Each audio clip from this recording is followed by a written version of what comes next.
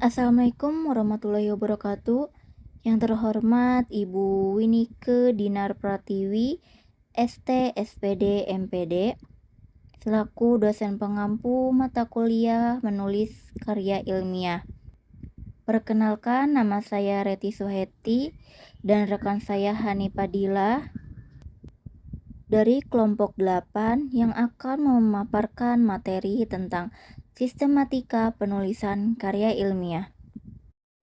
Menurut pendapat Dewanto dan kawan-kawan, pada tahun 2007, bahwa karya ilmiah adalah suatu karangan yang mengandung ilmu pengetahuan dan kebenaran ilmiah yang menyajikan fakta dan disusun secara sistematis menurut metode penulisan dengan menggunakan bahasa ragam ilmiah.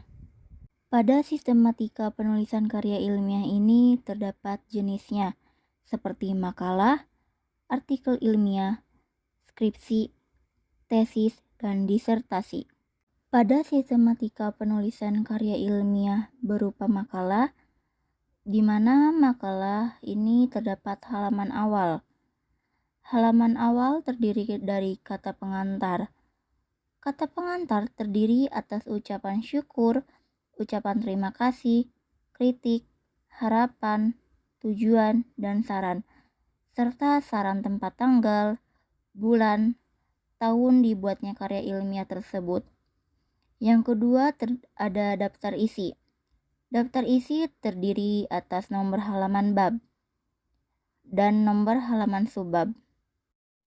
Di nomor bab dituliskan angka Romawi, lalu subbab dituliskan dengan huruf kapital A, B, C, D, dan sebagainya. Sub dari subbab tidak perlu dicantumkan di daftar isi. Judul bab dituliskan dengan huruf kapital, sedangkan judul subbab dan sebagainya ditulis menggunakan huruf kecil.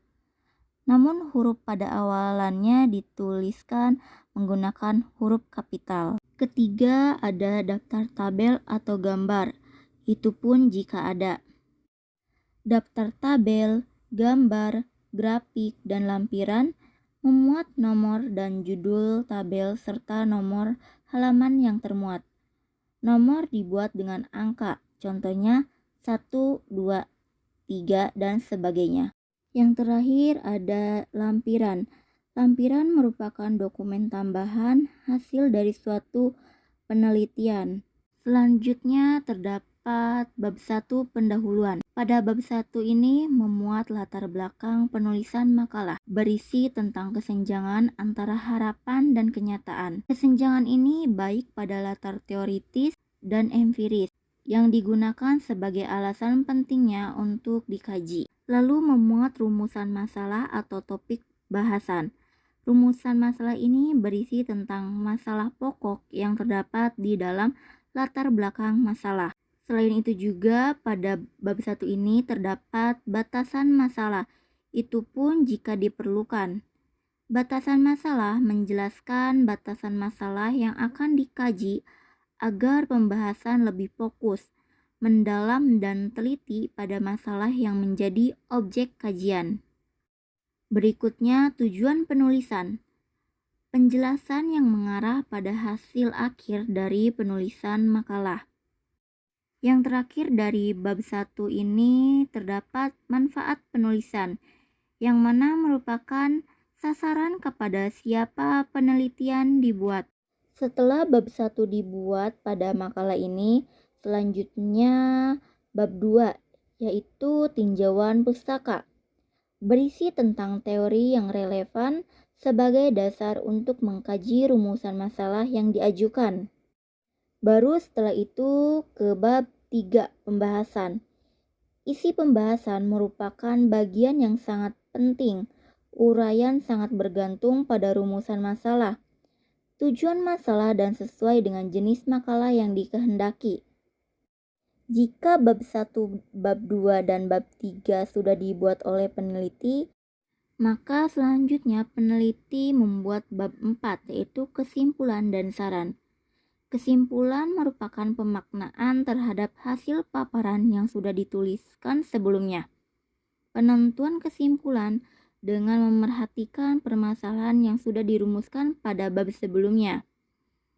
Tidak lupa juga peneliti menuliskan daftar rujukan, yaitu referensi yang telah diambilnya.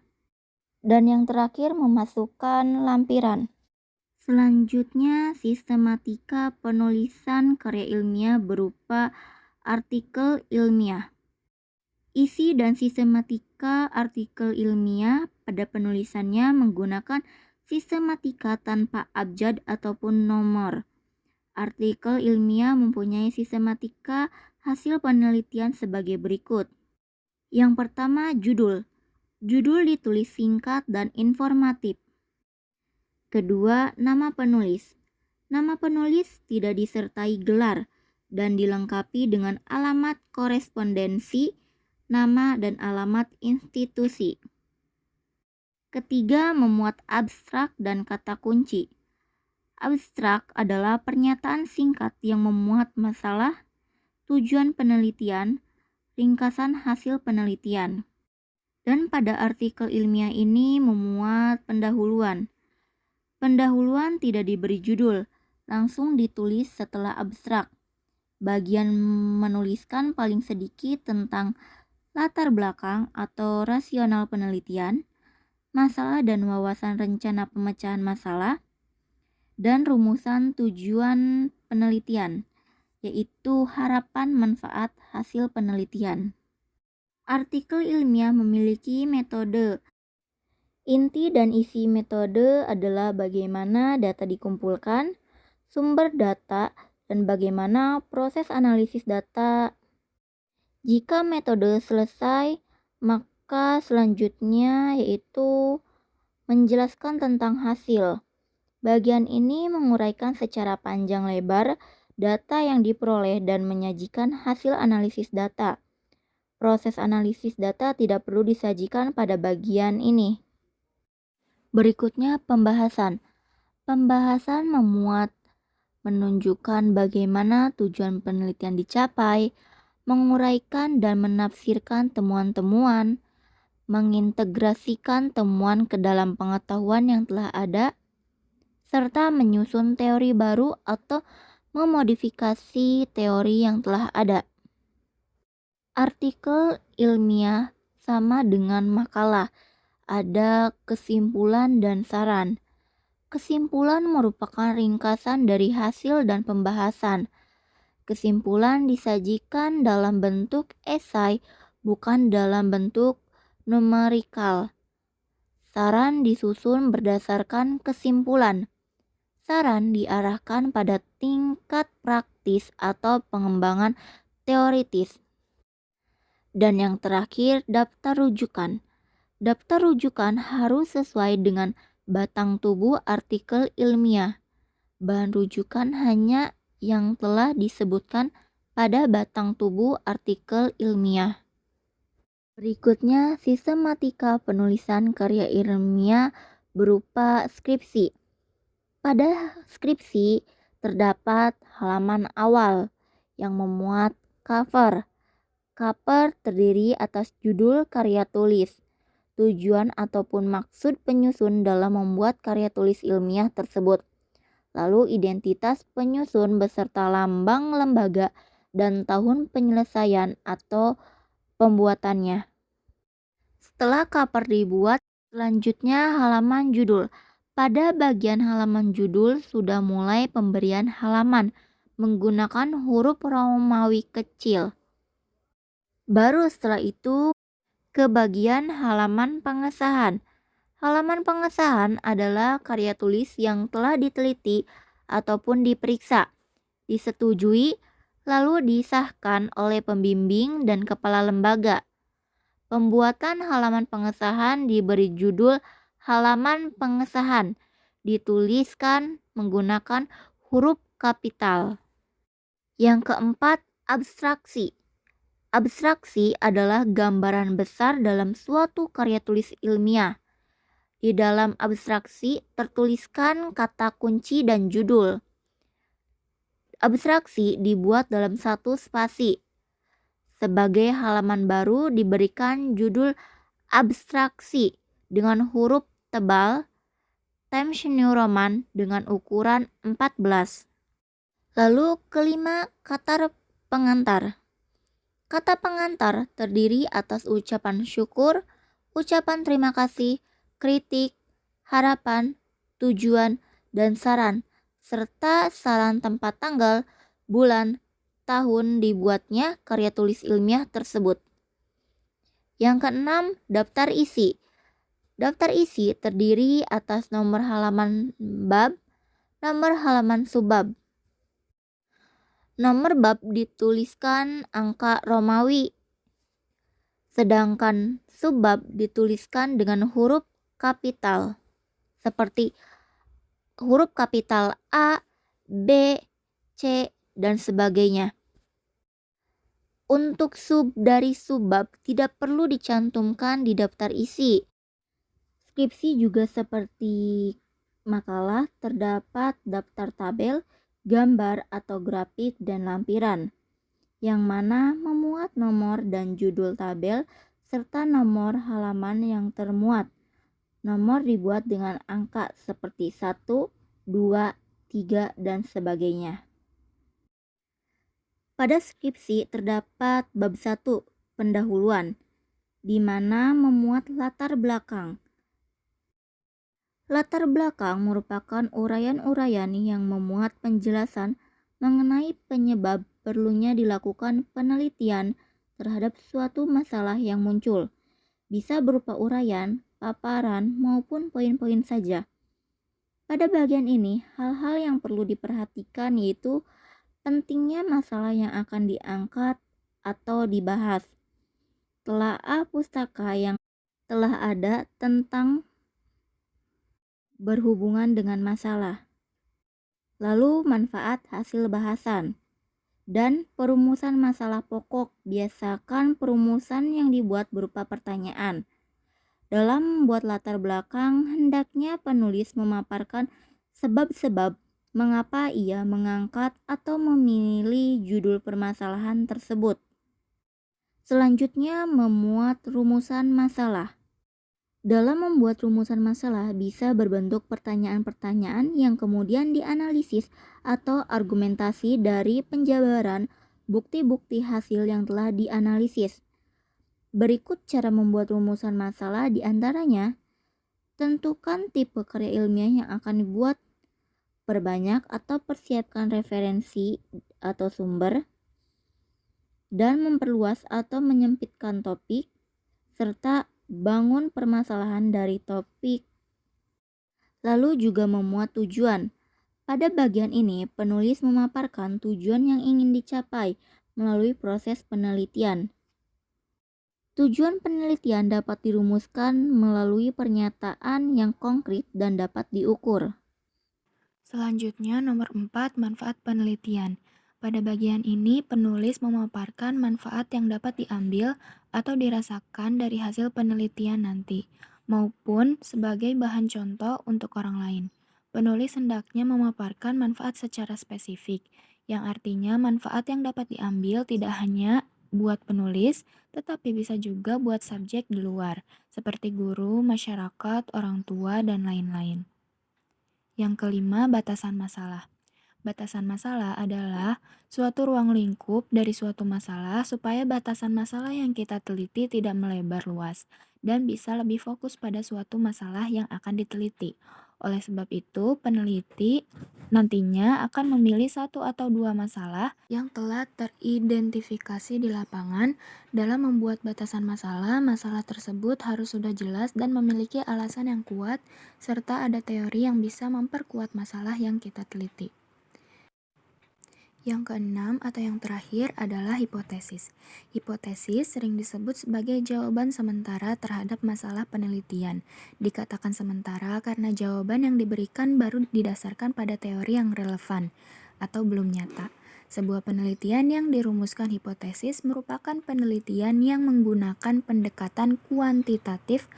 Pada penelitian kualitatif tidak dirumuskan hipotesis, tetapi justru diharapkan dapat ditemukan hipotesis. Terdapat dua macam hipotesis penelitian, yaitu hipotesis kerja dan hipotesis nol. Hipotesis kerja dinyatakan dalam kalimat positif dan hipotesis nol dinyatakan dalam kalimat negatif. Selanjutnya, bab 2, kajian pustaka atau landasan teori pada skripsi. Yang pertama, kajian teoritis. Kajian teoritis adalah kumpulan teori-teori yang menyangkut sesuatu atau variabel yang diteliti. Dalam kajian teoritis dapat memuat teori-teori oleh beberapa ahli.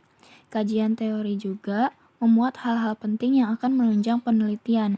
Hal utama dalam kajian teoritis yaitu memberikan informasi kepada peneliti atau kepada pembaca tentang apa-apa saja yang akan dimuat dalam suatu penelitian dan memberikan informasi secara menyeluruh hal-hal atau kata kunci yang dimuat dalam penelitian yang telah kita buat.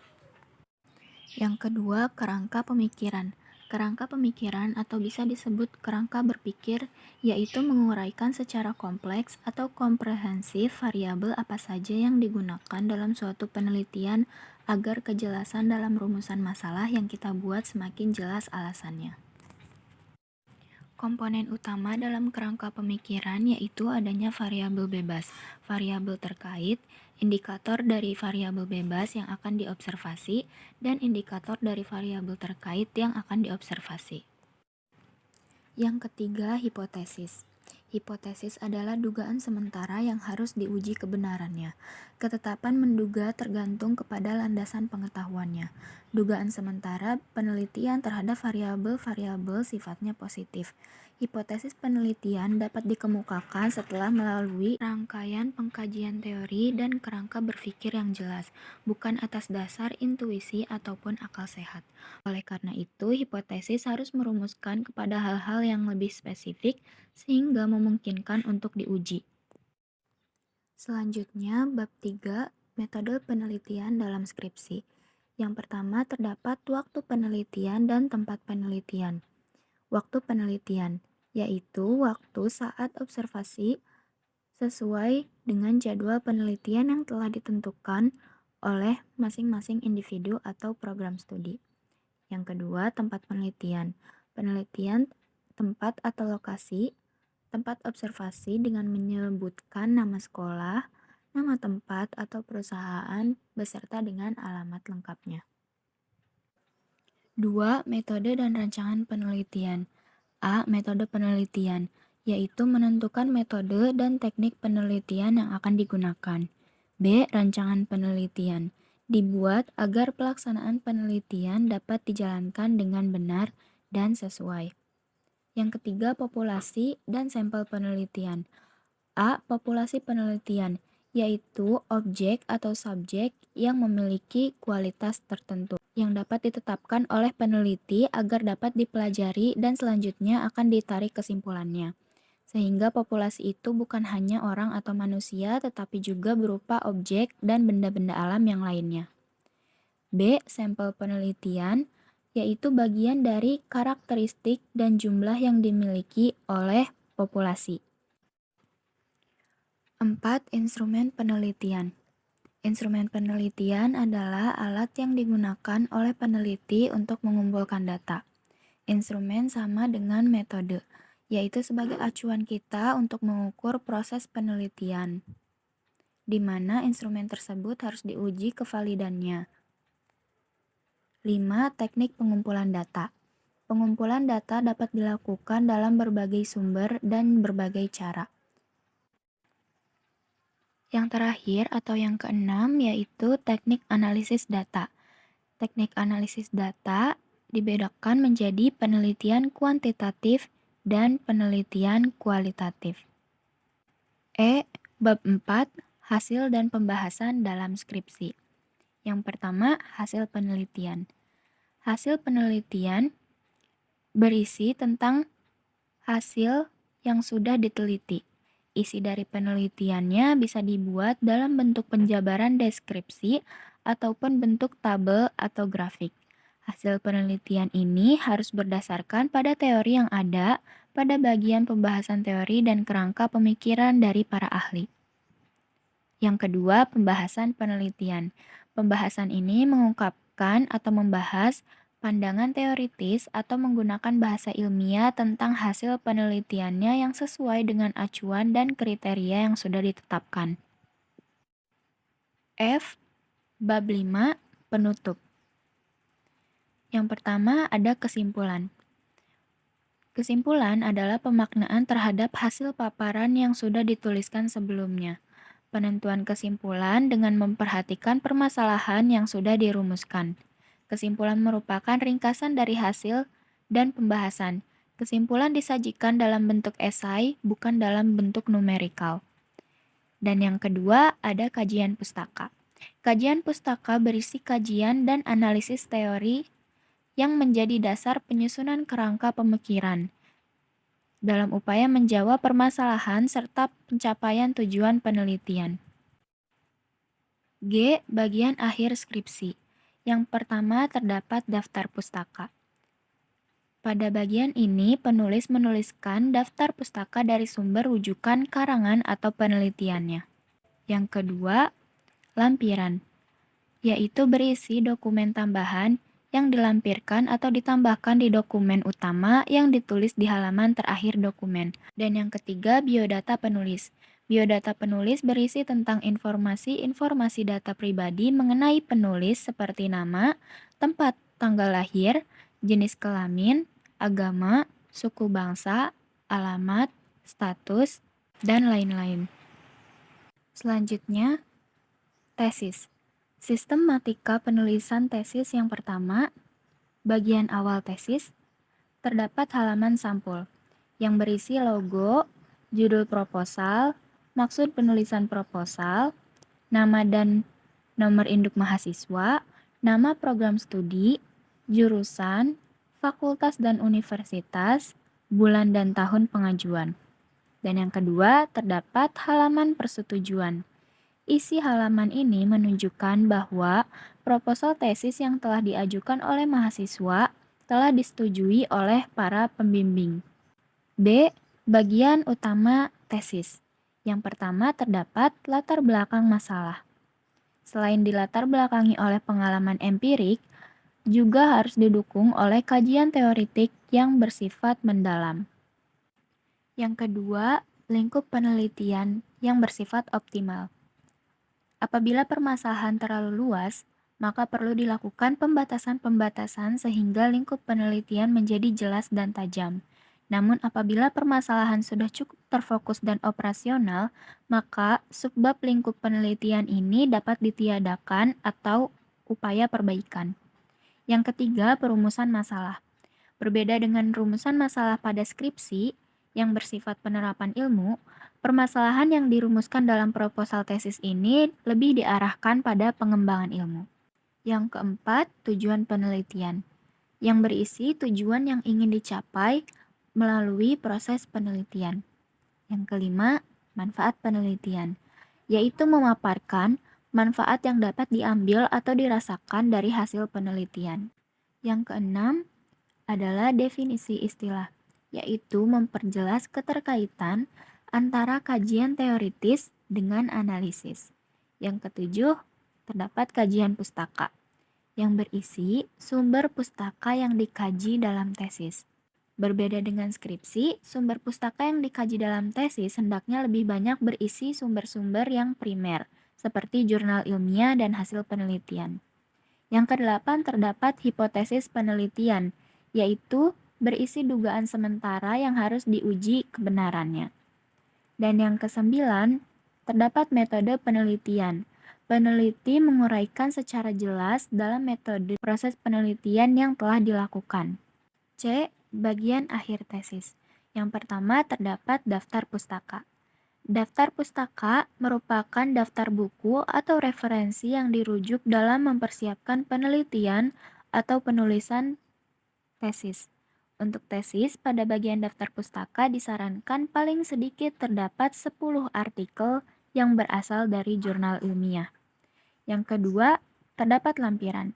Lampiran ini memuat keterangan atau informasi yang diperlukan dalam penelitian atau penyusunan tesis. Misalnya lembar tes, angket, rencana pembelajaran, atau hasil uji yang sifatnya hanya melengkapi proposal penelitian.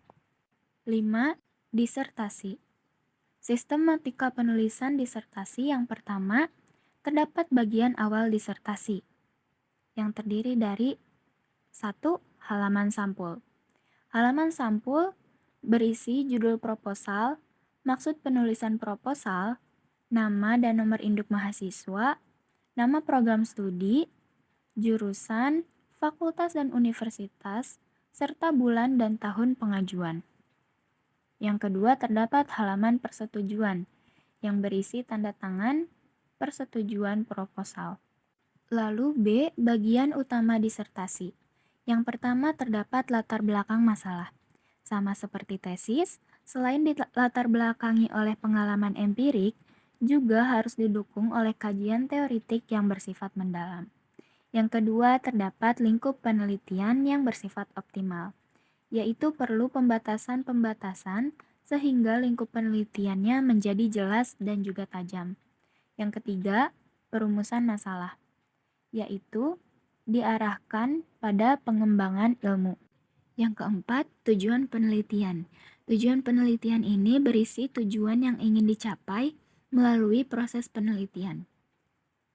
Yang kelima, manfaat penelitian, yaitu memaparkan manfaat yang dapat diambil atau dirasakan dari hasil penelitian. Yang keenam, terdapat definisi istilah, yaitu memperjelas kaitan antara kajian teoritis dengan analisis. Ketujuh, kajian pustaka, yaitu untuk disertasi selain sumber-sumber primer disarankan untuk mengkaji sumber pustaka yang berasal dari jurnal ilmiah. Yang kedelapan, hipotesis penelitian, yaitu dugaan sementara yang harus diuji kebenarannya. Dan yang terakhir atau yang kesembilan adalah metode penelitian. Peneliti menguraikan secara jelas dalam metode dalam proses penelitian yang telah dilakukan. C. Bagian akhir disertasi.